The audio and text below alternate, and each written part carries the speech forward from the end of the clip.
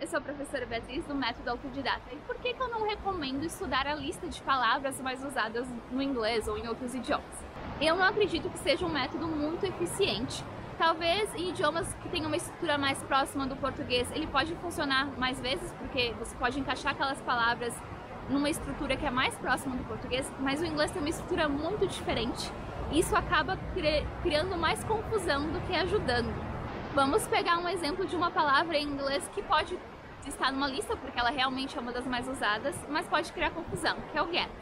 Então você aprende na lista que o get significa umas 10 palavras, umas 10 traduções, mas na hora de usar, além dos significados normais, no inglês existem os phrasal verbs, que seria o get junto com outra palavra, que já muda o significado.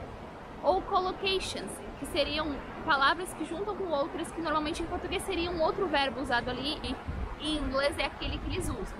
Então isso acaba criando uma confusão na hora de escrever. Por exemplo, na lista você vê que ficar é stay. Ok, é um verbo muito usado, stay, ficar. Eu quero falar, eu fiquei nervosa. Se eu seguir a lógica de uma lista, I stayed nervous. Mas stay é ficar no sentido de permanecer em inglês. Então, na verdade, o que eles usariam? I got nervous. Então não quer dizer que a tradução está errada. Stay é ficar, mas não no sentido que a gente usa em português. Nem sempre é o mesmo sentido. Então quando você se esforça para decorar uma lista, você decorou uma lista de palavras, é um esforço grande para um resultado não tão bom. Porque depois que decorar a lista, você vai decorar as regras para saber como juntar. E aí na hora de falar você vai ter que juntar as palavras da lista com as regras de estrutura. E aí você acaba travando, demorando mais tempo para falar.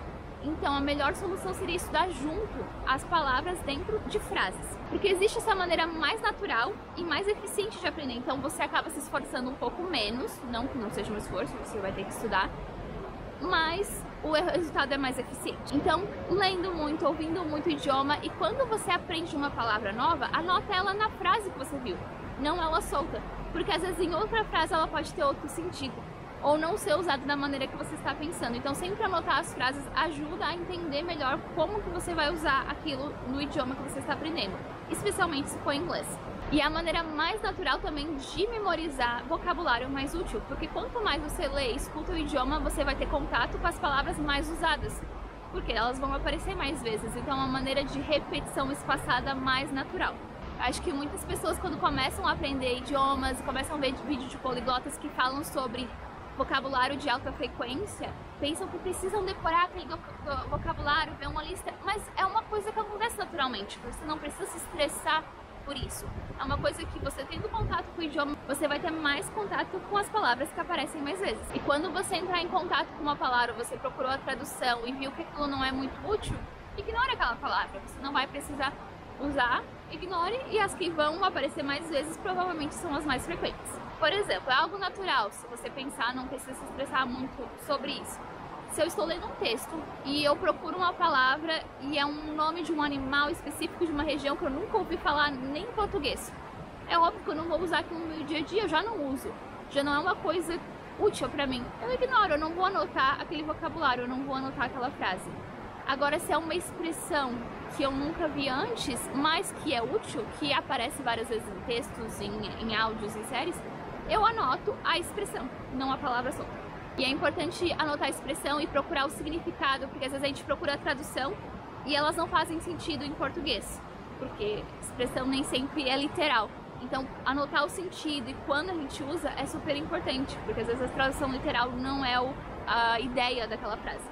Então, decorar alguma coisa não é aprender de verdade. Igual, por exemplo, eu posso decorar a tabuada, não vai me deixar melhor em matemática, não vai fazer eu ser bom em matemática. Decorar o nome dos países não vai melhorar minha geografia.